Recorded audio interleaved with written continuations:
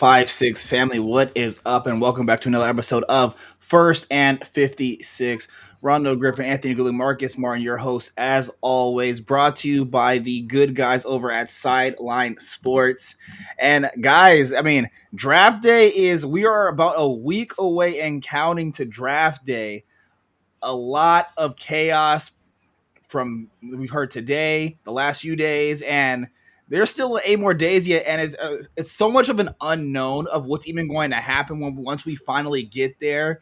And we're here to talk about all of it. So obviously, we know that the question has always been, or the name of the game has really been from the top of the draft. It's been quarterbacks.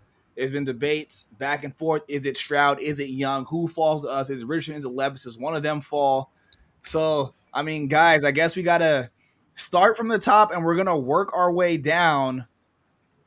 Carolina's done a really good job at kind of keeping it a secret of who they're even taking. So, Gulick, I'll start with you. What does that do for us sitting at 4, knowing that, we can't even really fully decide until obviously at least the first pick above us is determined?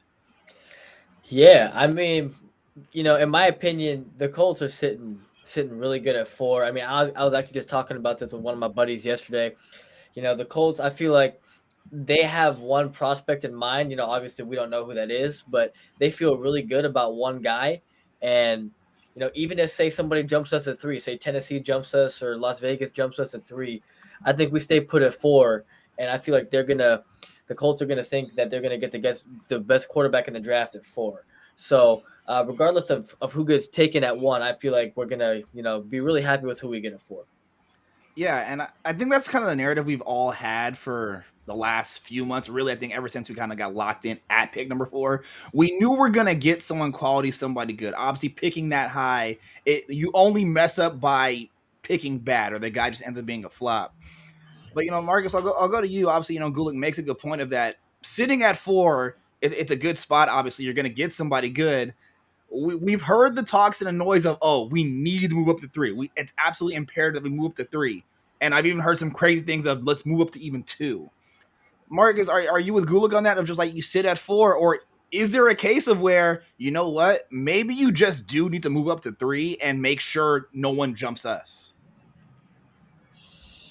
I'm somewhat kind of with Gulick, but then I will say this: if C.J. Stroud is sitting there and say Houston makes their pick and they don't pick him,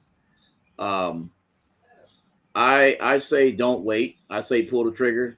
I say jump to 3 as soon as possible. As fast as you can, and take C.J. Stroud. I know a lot of people are real high on Anthony Richardson, and but if you got a pure passer, a pure accurate passer sitting there, I don't think I would wait at 4. Now, if he happens to be taken, I sit where I'm at. I'll take my chances and draft Richardson. But if CJ Stroud's sitting there, if he's sitting there at 3, I say go for it. I say pull the trigger.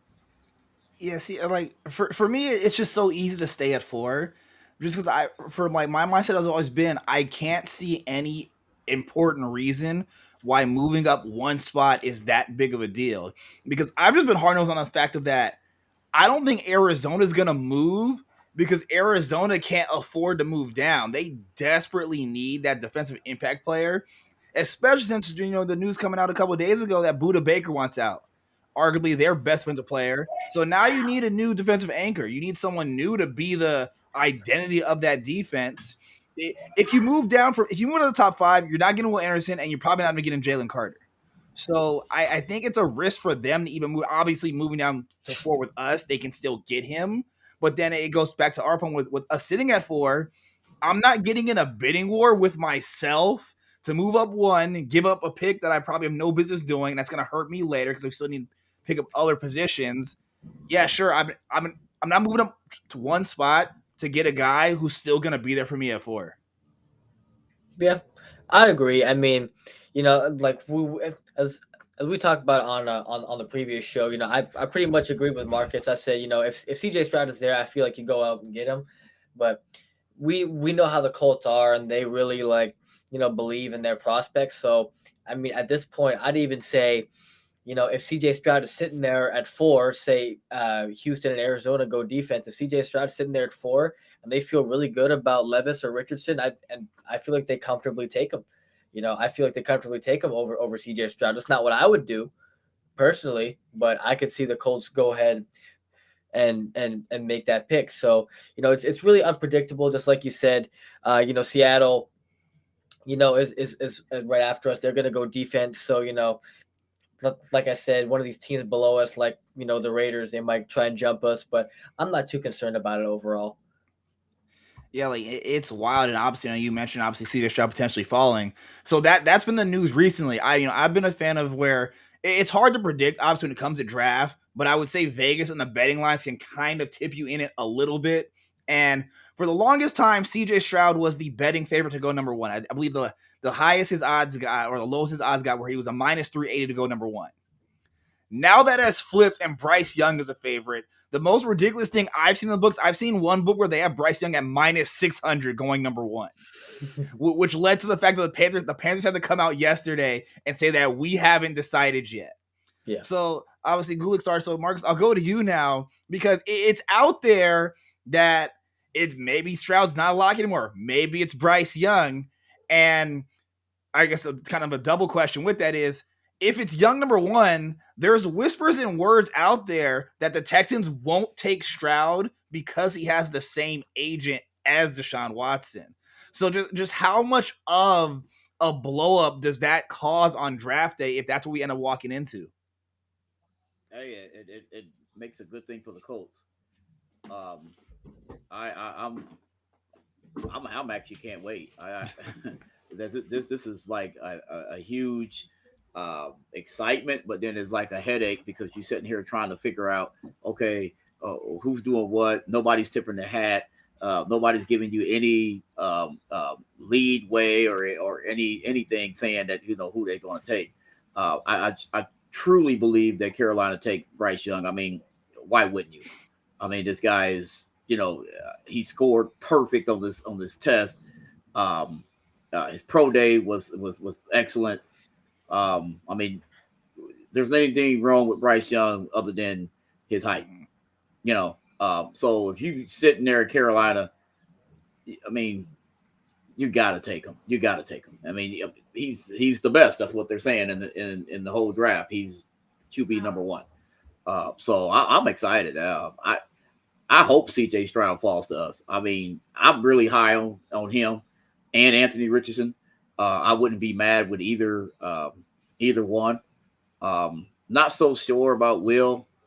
I mean, I'm still a toss up with him, but Anthony Richardson or CJ Stroud, I'll take all day. Yeah, it's like, I mean, what you call excited for me, I'm just like annoyed. I just want to get this over with already. Like, look, who's our quarterback? I like this one. I'm just like, I just don't care. Let me know who it is so we can all jump behind him and get behind his back. Because it's more annoying than anything. I'm almost kind of tired of talking about the subject. Who is it going to be? Maybe it's this guy. Maybe it's that guy. And obviously it's good for the league. This is amazing for the league because that's what you absolutely want. The absolute worst thing is when you can kind of predict the order. The fact that we can't predict the order, you look at any mock draft from the pundits, and they're all over the place. Kiper, McVay, all of them, they're all over the place. No, it's like nobody actually knows, which brings up to an interesting theory, which I was listening to Rick Eisen earlier today. So obviously, if Bryce Young goes number 1, and it's out there that Stroud and Watson have the same agent, which is obviously might cause a little bit of disturbance with Houston. it's been floated that teams have been calling the Niners about Trey Lance. Yeah. So Goulet, if you're Houston at number 2, you have number 12 also in this draft.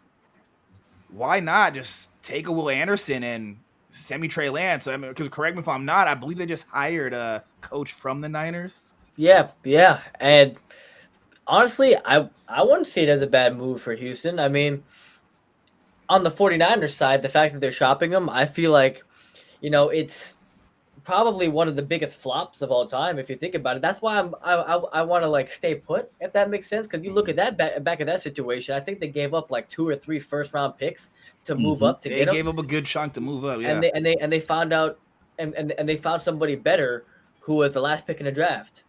So, that's why I'm kind of like on team stay put, because I feel like we're going to get our guy either way. But with Houston, I think that grabbing Will Anderson is got to be the pick here, just because it's like you said, they just hired this guy from the 49ers. He's a defensive guy, a former defensive player in the league, and getting Trey Lance could maybe be in play for them. And honestly, I'm not scared of Trey Lance. I'm not scared of playing Trey Lance twice a year. So hey, absolutely that's fine with me. They can go ahead and do whatever they want there. Yeah, and it's kind of funny, obviously, that, I mean, maybe I'm a little different. I've been kind of a Davis Mills truther or whatever, but it's so funny to me of how people in general are out on him, but up on Justin Fields. And I'm like, go look at their numbers. They're identical. The Fields gets an advantage in rushing, but I'm pretty sure you guys, similar to me, you'd rather your quarterback throwing the ball than running. Sure, the running's a bonus, but I don't want him actually putting up RB1 numbers. That's when you get into that problem area. Like, I think only Lamar Jackson and I guess Michael Vick have been able to get away with that. But even then, both of those guys have shown you that they can also defeat you with the arm. So like kind of with you, like if you're Houston and if the Stroud thing and the agent, which is a real thing, definitely politics play a lot when it comes to pro leagues in general. Why not take a defensive stud, kick the tires on a Trey Lance? Or even then, I mean, you got pick number 12. You could take somebody later. The fact that it's so wide open, and even Bucky Brooks confirmed this on Richard Eisen, that he said, expect the unexpected. Which, like, you're really not going to know until it comes. And even then, speaking of the actual draft, anyone who's watched it, you guys know, it'll say the pick is in, and it takes like 5 minutes for Goodell to get out there. Obviously, behind the scenes, they already know the picks. If anything, they know about the next 3 to 4 picks. That's all just, it's fluff, it's entertainment, it's for the fans, it's for the crowd. So, but hearing that, obviously, the people behind closed NFL doors are saying expect the unexpected, we really don't know. It's going to be wild.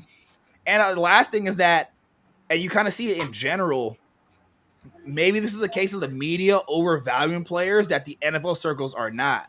Because, I mean, I'll ask you guys open-ended because I'm really not even sure. Really, when's the last time we had a draft where we didn't even have some kind of a census of what the first 5 picks were going to be? I feel like it's been a good minute. Yeah. It's been a while. It's been a while. So. Yeah, I mean, you go back the last, like, 3, 4, or 5 drafts, you at least knew 1, 2, and 3, maybe. Right. But like this year, except for maybe that draft with Trey Lance. Yeah, I think he was picked at 3. I think that was probably the last one where. But even then, you knew 1 and 2. Yeah. So Yep. We're if anything, we're probably getting something similar to that. It's absolutely a mind bog with it. So we've all kind of talked about being somewhat on the same page of sitting at 4. I guess somewhat regardless of what happens 1, 2, 3. Again, I believe Marcus, you brought up if Stroud drops, maybe you just have to take a leap for him. So I'll ask. This is probably the second to last time I'm going to ask this question. So Gulick, we'll start with you. We're sitting at 4, and like I guess we'll go right now that if we assume Young is 1, we're assuming Young's off the table, but the other 3 are available. At 4, who's the pick? Man, I'm thinking realistically, I think it's gonna be Will Levis. And I'm gonna be excited if that's the pick. I mean, granted, he might not be the best quarterback of the group, year one, but I think after some coaching, year 2 or 3, I feel like he could have a Josh Allen type of jump. And lately, he's been getting a lot of shit from the Colts fans lately. A lot of people don't want him, but I literally saw on ESPN yesterday, Peyton Manning came out and said like, this dude is a real deal. He said he's got the build of an NFL quarterback. He's got some stuff to clean up on, but being with our coaching staff, I totally think that those things can be fixed, like his accuracy and stuff like that. I feel like that can definitely be coached into him. So, I feel like the pick is going to be Will Levis. Either way, even if CJ Stroud is there or not, and we heard a lot about the Will Levis visit last week. We heard about how the Colts flew out their entire staff to go see him. CJ Stroud had his visit, say, last week as well. I'm pretty sure. I didn't hear anything about it. Mm-hmm. But the Colts have done their homework on Will Levis, so I feel like with his build, with his cannon of an arm, I feel like there's something there. There's definitely something there. He might not be the best year one, like I said, but he's definitely going to be a good player. But I'm fine with any of the quarterbacks, just like you said, Rondo. But I think actually, he had another visit Monday too. So that right there kind of got me scratching my head a little bit. Like I think they're gonna. I do believe what you said, Gulick. I do believe it's going to be Will. I'd rather have CJ Stroud. I mean, but I do think it's going to be Will. Okay, so just to clarify, you're saying it's going to be Will, but it's not like your personal choice, right? Yeah. Okay. Yeah, I'd personally prefer CJ Stroud in the sole fact of like, we've been missing is just like an accurate passer in a while. I mean, like if like Phillip Rivers was younger and wasn't like as immobile. I mean, like that year, I felt like that was just like a perfect, 100%, like a perfect replica of what you want. Like, granted, like there wasn't even any receivers. Yes. Like it was a 32-year-old Ty that year, and he was rookie Pittman. Yeah, rookie Pittman, and like he was accurate as all hell. So I feel like that's CJ Stroud is kind of the mold because Shane Steichen also worked with Justin Herbert his rookie year. I feel like if we picked Stroud, he would kind of mold him into a Justin Herbert type. It's not somebody who runs a lot, but somebody who's accurate as all hell. But I feel like Chris Ballard, we know he's the big intangibles guy, and he just sees this kid from Kentucky who's built like a bodybuilder. He's gonna want that guy. So.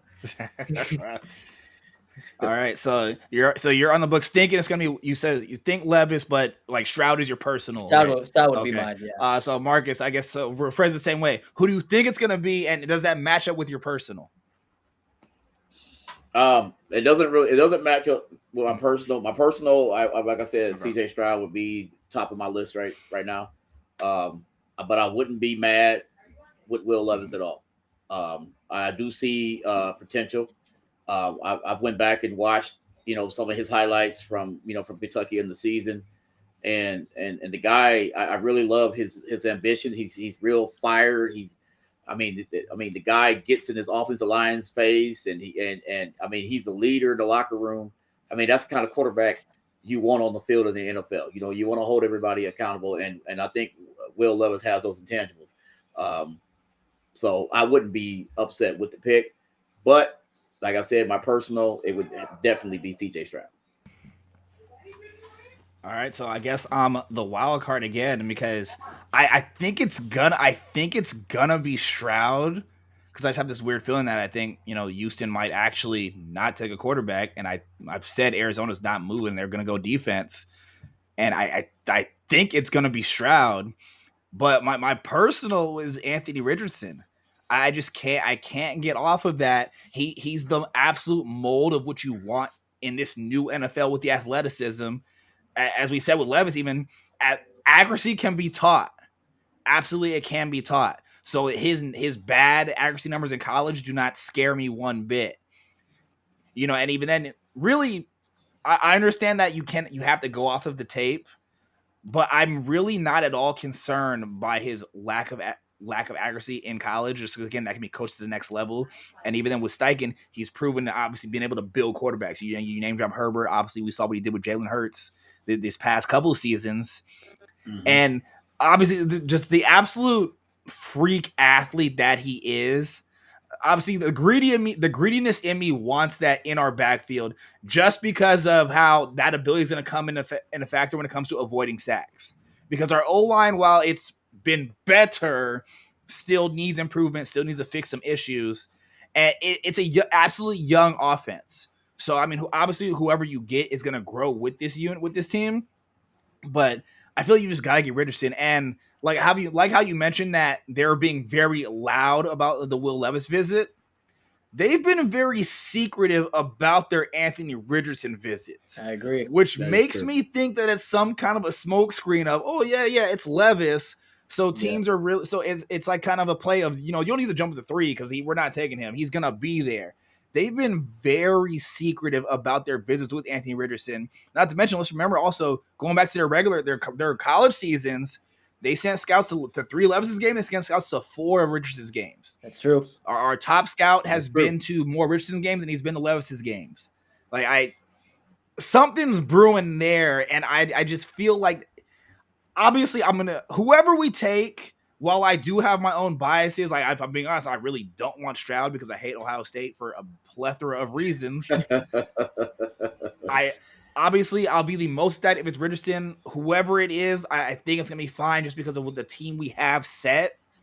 But I've just got this weird gut feeling that it's gonna be Richardson regardless of who's available. Yeah. No, you guys heard that first. Yeah.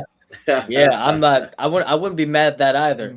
But speaking of smoke screens real quick, I'm just thinking there are multiple reports a few days ago not even a few days ago, but a week ago, saying how Levis was higher on our board than Richardson. I think that's full of shit, because teams don't, NFL GMs don't just go out and say that. You know how dumb that is? Yeah, right. I remember even last year, from other teams, Jerry Jones, they made the surprising pick in the first round. They picked a kid from a small school, and then he held up his draft board on a piece of loose leaf paper, and he goes, "This kid was actually higher than so and so," and they're like, "Put that shit down." Right. These fans in the media, they're not supposed to know who's on the big board of these teams, So So I feel like that was all just a smokescreen. I'm not really playing into that. Obviously, I think the Colts want Levis, but that's just my gut feeling. That's not me listening to these reports. I think these reports are all BS. Yeah, I mean, it's tough. It's I'm with you. It's you kind of have to listen to try to get a little bit, but you really take with a grain of salt because like you said, unless you're picking number 1, and even then, you're not really revealing much. Because I know it's a rule that, and you haven't seen it. I know the number 1, the team picking number 1 is technically allowed to sign the potential prospect to a contract. But when's the last time we've seen that happen? I think it was Mario Williams way back when, right? So teams aren't even doing that anymore. It's truly a game of misinformation and information. And scouts, agents, players, they'll all tell you that anytime you hear something in the media, it's either we leaked it or someone else leaked it, whether it's for a good reason or a bad reason. It's essentially that thing of no, any publicity is good publicity. So information's out there, but you really have to question who's it coming from and how much truth is behind it. Yeah, I agree.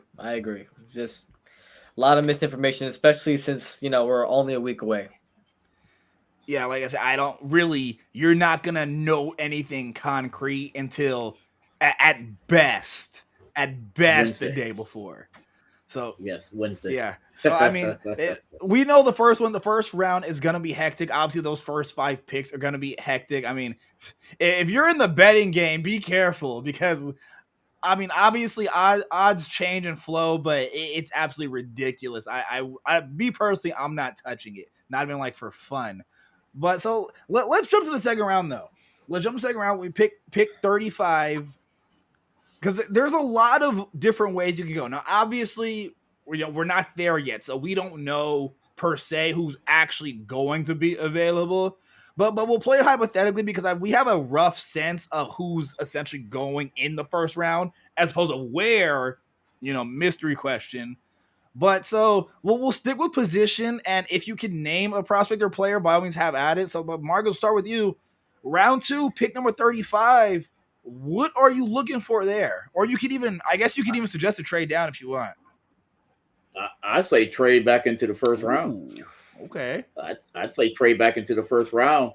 I mean, maybe 28 or maybe we get as high as 18. Trade back into the first round and try to grab a Trey Flowers, receiver. Okay. That I don't know. I mean, like I'm weird. I'm always anti giving up future picks, but I mean, I like that though. Okay. Gulick, up to you. You're up. Yeah, I mean, personally, again, I would stay put. With Flowers, I've seen 2 months ago, I was seeing mocks of him, falling to the Colts at our second round pick, but he's been picking up a lot of steam lately. So I would love to see that, but it looks like he's going to be going in the first. So you definitely have to trade back into the first to get him. For me personally, I would just stay put and take Kelly Ringo if he's there. Okay. Obviously, we just need some corner help with Stephon Gilmore gone, and it's nice to see that the coaching staff is now believing in Isaiah Rodgers because they let Brandon Faison walk. But I want to get one more corner just to pair with him and Kenny. So yeah, no, I like that. I'm team stay there just because 35. It's so high up there. It's basically a late first round pick. Yeah, I mean, going up to the first though, that's an interesting one. Again, I don't know if I could do it, but I like where your mind's at. But I think you stay there, and while the prospect of getting another receiver is nice, I'm with Gulick. You've got to get a young corner in here.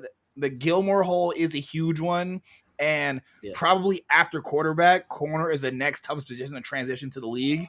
And he is my new EJ Speed guy, so I'm gonna annoy the mess out of all of you. Juju Brents is the guy. He is absolutely the guy. He's built just like Sauce, just like Tariq Woolen. He's that new age era of big corners with speed. And the fun fact, he had a top 30 visit with Indy, so he's on the Indy radar. And this is a draft that, I mean, you guys named the two positions. It's deep in receiver, it's deep in corner. So a quality guy is going to fall to us no matter what position you're looking for. But I'm with Gulick. You've got to shore up a corner. I think the offense, at least in the receiver room, 1-2 is set. Pittman is a receiver 1. He's going to prove the ultimate once you get him a consistent quarterback. Pierce had nice flashes last year. I think we're going to see a very improvement in year 2. And like I said, because people looking at Pierce's numbers, go back and look at Pittman's rookie year and then look at how he blew up in year 2. Now, obviously, it was a little different because he was receiver 3 in year 1. And year 2, he became receiver 1. But I think you're going to see a jump from Pierce to it's going to decrease the necessity of adding in a third receiver. I think Isaiah McKenzie, that signing lets you calm down on that a little bit. You can probably push that down to maybe round 3, maybe even round 4. But I think you've got to address corner early, and you're obviously not going to do it in the first round. Yeah. I agree. I mean, another prospect I love, which I don't think the Colts will ever take him, but he just seems like a Colt, is Jack Campbell from Iowa. This dude was a Butkus Award winner. He was a linebacker of the year. He's been training with Luke Kuechly. And the steam about him lately is like this kid is like the next great linebacker. But people aren't really looking for linebackers in the first round, so he's going to fall to the second or the third. So, like, if we needed a linebacker, I would say go for him. But that guy just seems like, like a Colt to me. But like if we didn't need a corner so bad, I would say that would be like, a potential type of pick just because of the steam he's been picking up. But I think corner's got to be receivers got to be the pick. Interesting. Okay, just for sake of curiosity, so with that guy, I mean, if you did take him or you thought about him, what do you do then? Because your linebacker room is Zaire Leonard Speed. You'd have him, and I think who's the 5th linebacker? Is it JoJo Doman? Yeah. Yeah. So if you took him, what do you do with the linebacker room, or is he a type that he can transition to edge? I mean, it seems like he takes maybe 1 year to learn, and then Zaire's definitely gone. That would be like the type of move I would see. But special teams first year. But we didn't need Bobby when we drafted him. This is he true. turned out pretty okay. That's very true. That's true. He turned out pretty okay. We had Awok and Leonard, and Bobby was still a pick. So I'm keeping an eye out for a linebacker. Yeah, so I guess it leads to actually like the age-old question when it comes to the draft of, do you take need or do you take best player available? I'd say best player available. Yeah. But I would do that after you go for all the needs. Okay. Mm-hmm. You know what I'm saying? I mean, when you get around to 4th, 5th, 6th, and even Mr. Irrelevant, then you can go with best player available. But I'd go straight for all the needs. And then, who's to say, are we done with free agency? Maybe not. Yeah. You know what I'm saying? We're just going to see what's going on after the draft. And then maybe he'll start cooking, as far as free agency after the draft. So. Yeah, and so we actually, glad you bring that up, because we were talking about that real quick before off the air with the fact that Yannick Ngakoue is still sitting there as a free agent. And this is a guy who led our team in sacks. He came as advertised. It's a man who has never averaged less than 8 sacks in a season. But you kind of see this over the course of his career. He'll play lights out for you. Again, he's absolutely great at getting to the quarterback, not so much of a run stopper, but he, for whatever reason, has always had a stalled market from his days in Jacksonville. So, I mean, Marcus, I'll go with you on that. Do you think he's even potentially coming back, or like, what's the deal with 91? According to Gus Bradley today at press conference, they have no plans on bringing him back. So, which is kind of a head scratcher to me. Like you said, the guy has always had 8+ sacks, throughout his career. I don't know if it's money. Maybe it's a little, what he's asking for is a little bit too much out of our league, or too much what we want to pay him. But according to Gus Bradley today, that they don't have any plans to re-sign him. So I don't know. I don't know what what he's going to do. I'm pretty sure there's going to be teams there that's that will probably. I would have thought he probably would have been gone, early on, the first couple waves of free agency, but he's still sitting there. So I guess we'll have to see what happens after the draft.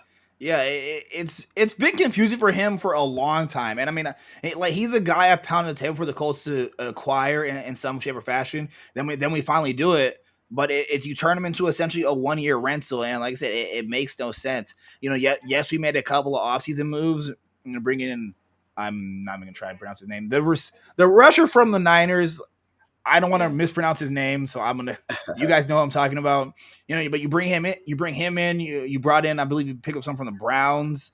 But, those guys are essentially rotational guys. They're not every down guys, and I'm not saying Yannick was either. But it's really weird. Like you said, it's a guy who has put up numbers, but he almost like he doesn't get rewarded for it. It's confusing. Yeah, I mean, it's hard to say. I mean, I feel like it's just a money thing at this point. He wants more than, the Colts are willing to offer, because I'm sure that they would love to bring him back, and he was a fan favorite. He was doing a lot in the community and stuff like that. So I feel like it's definitely a money thing. Yeah, I mean, that's the only thing that would make sense, really. And we've seen how, I don't want to say greedy, but we've seen how kind of conservative Ballard is when it comes to opening up the checkbook. Obviously, this was the first offseason in probably since his tenure that he's really kind of attacked free agency in some sense of the matter. And I would assume maybe part of that also is that, you do have JT and Pittman coming up, and they absolutely need to get paid and absolutely should stay in Indy Blue.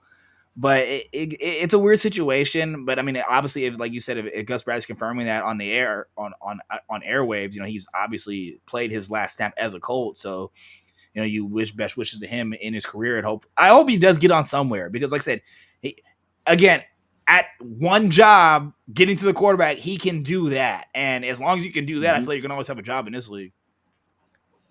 Oh yeah, for sure. I mean, I'm gonna miss him. He was probably one of the only guys that's ever getting to the quarterback, at least.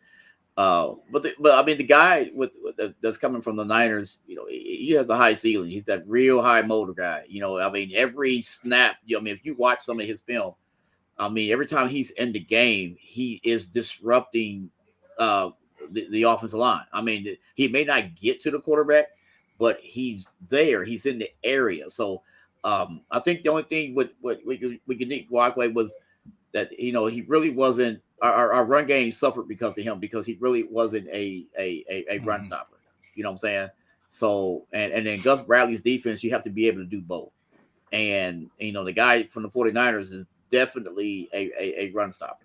So you get the guy, you pay him a little money, probably a little less than what Unique wanted, and you probably get much better performance. So I guess we'll see when the season kicks off. But I know he's a potential starter. Yeah, definitely. And like I say, obviously, I think it's Ebukam. I don't want to pronounce his name. I'm gonna work on that. But like the guy right, from the but like you mentioned, though, he's a guy. It's so fair. Like I'm one of the people who I kind of hate analytics, but he's one of the guys where you have to look at that to see his impact. And obviously, if you want to just go off of names, that's a guy who has backed up Aaron Donald, and he's been behind Nick Bosa. So he's learned from two of the very best. And, he's coming to our team where he's still not going to face the most attention because we've still got Buck 99 and Big Grove in the middle. So he's come to a situation where he's still essentially going to be facing one-on-ones. And so, but maybe this is the environment he needs to where he actually starts racking up the numbers and not just the pressures. Yes, sir. I agree. I agree with that too. All right. So before we close off this episode, we're going to make it a little bit of an easy one, but it's going to bring up a discussion because obviously, again, we know at least, I mean, I said we know because who knows now, but we should be taking a quarterback at number 4. But so Gula, go start with you. And this is to close it off. Are you team, you throw him out there day one, or do you let him sit and I guess try to take over the job later? I mean, it's a tough question, but I think you throw him out there week 1. We saw with Pittsburgh last year what they did with Trubisky and Kenny Pickett, and they flirted with the playoffs. I think they started off like say 3-7 and finished 9-8 or something like that. But, you sit there and think, do they win a few more games if he doesn't play? Mm-hmm. He's learning at the same time. So I'm team, play him day 1. I love Gardner, but play him day 1. All right. And Marcus, same question to close us off. Hey, according to Pro Football Focus, we have the easiest schedule coming up again. All right.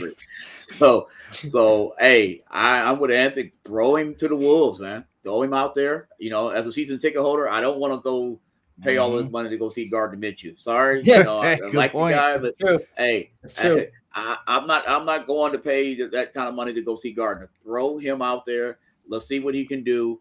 He's gonna learn on the fly.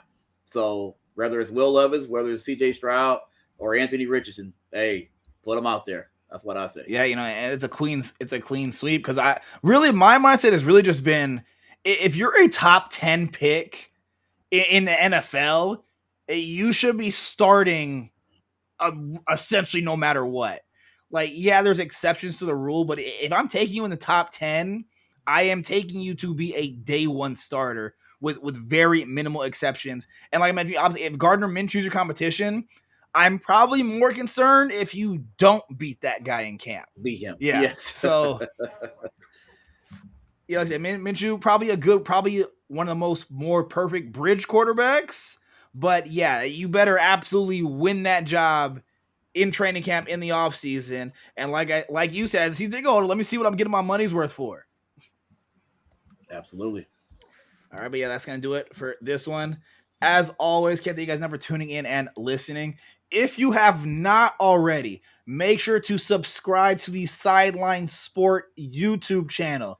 You can catch our live streams on there, as well as a bunch of other great shows covering all of the leagues you can think of. A lot of great content creators on the team that we are proud to be a part of. Give them a subscribe. We are rising to almost 3K on YouTube, so help us reach that. Keep supporting us. Obviously, come support our channel as well. Follow us on Twitter at FirstAnd56, at FirstAndAnd56 is the handle. But as always, you guys have been absolute troopers. Thank you guys for tuning in. Thank you guys for listening. We're going to sign up for this one, but this is 156, and we are out.